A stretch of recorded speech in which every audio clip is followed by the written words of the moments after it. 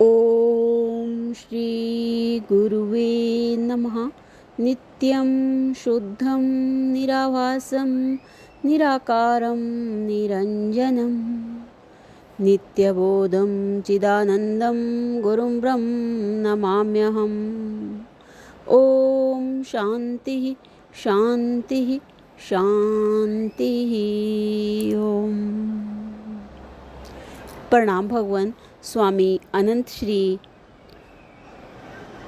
असंगानंद सरस्वती जी महाराज जी के दिव्य ग्रंथ अष्टावक्र गीता एक तात्विक विवेचन से हमारा प्रवचन नंबर 9 चल रहा है भगवान, जिसका नाम है आत्मज्ञान से ही अविद्या निवृत्ति रूप मोक्ष। तो मंत्र है 1:11 की व्याख्या को आगे कंटिन्यू करते हुए।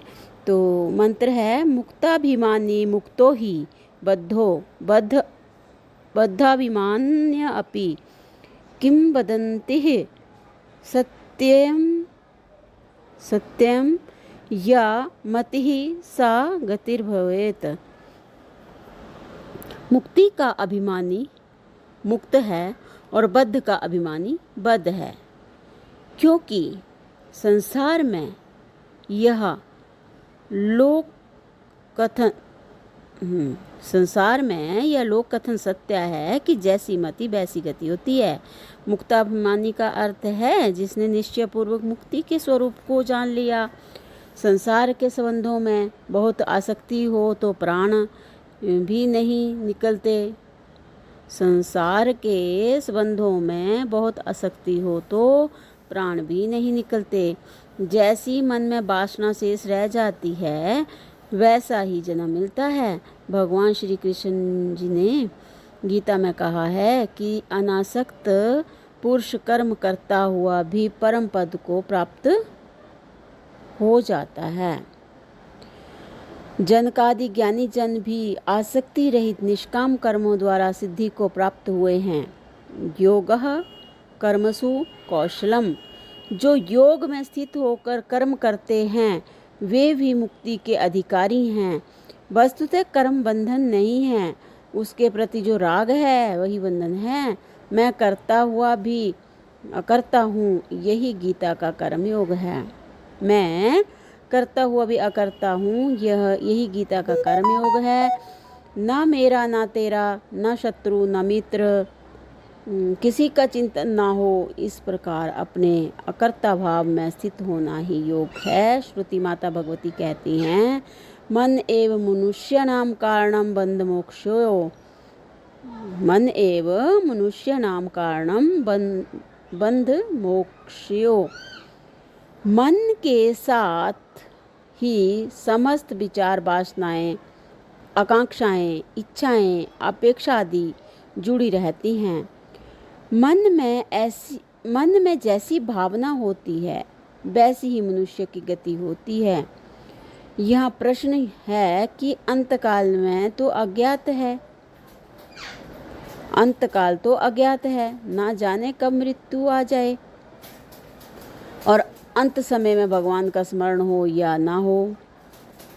जन्म जन्म मुनि यतन कराही, अंत राम कही आवत नाही। इसके समाधान में संत कहते हैं कि साधक को अपने भजन में सतत सावधान रहना चाहिए, अभ्यास की दृढ़ता चाहिए, निरंतर वृत्तियों का प्रवाह आत्मोन्मुख हो। अंतकाल का बनाना हमारे हाथ में है। जैसा निश्चय करेंगे वैसा फल मिलेगा। जब शरीर छूटता है तो सब कुछ नहीं रह जाता है। आत्मा का कोई साथी नहीं, अकेले ही जाता है। इस सत्य को प्रातः उठकर याद कर लो। बस यही भजन है, बस यही भजन करना है। अकेले आए हैं और अकेले ही जाना है। आपका आत्मा शिव रूप है, उसकी पूजा करो। सबसे प्रिय आनंद स्वरूप आपका अपना आत्मा है, उसके नित्य दर्शन करो। बिहारी जी तुम्हारे अंतर बैठकर सबको प्रकाशित कर रहे हैं। ना किसी से राग ना किसी से द्वेष, निश्चय दृढ़ हो जाए तो आने जाने की भ्रांति सब समाप्त। तुम जन्म मरण से रहित विशुद्ध नित्य मुक्त आत्मा हो। यह निश्चयात्मक स्थिति बननी चाहिए। इसी तथ्य को अष्टावक्र जी इस रूप में कहते हैं कि मैं मुक्त हूँ, ऐसा दृढ़ निश्चय करने वाला मुक्त ही है। मुक्त क्रिया का फल नहीं, ज्ञान की स्थिति है। बंधन का कारण तो अज्ञानवश स्वयं को बद्ध मानना ही है। बंध और मोक्ष ये सब मन के धर्म हैं। मुझ में ये तीनों काल नहीं हैं, किंतु मैं सबका साक्षी हूँ। ऐसे अभिमान वाला पुरुष नित्य मुक्त है। शुद्धोहम, निरंजनोहम, निराकारो अहम, निर्विकल्पो अहम, अर्थात मैं शुद्ध हूँ, माया मल से रहित हूँ, आकार से भी रहित हूँ, निर्विकल्प स्वरूप हूँ और देहाभिमान से रहित आनंद स्वरूप हूँ। तो अब राजा जनक जी का प्रश्न है कि जीवात्मा को जो बंधन और मोक्ष का अनुभव होता है, क्या ये दोनों वास्तविक हैं? यदि बंधन सत्य हो तब तो उसकी निवृत्ति कभी हो नहीं सकती। अगर बंधन जो है सत्य हो तो उसकी निवृत्ति कभी हो नहीं सकती। और यदि मोक्ष वास्तविक है तो जीव को कभी बंधन नहीं होना चाहिए।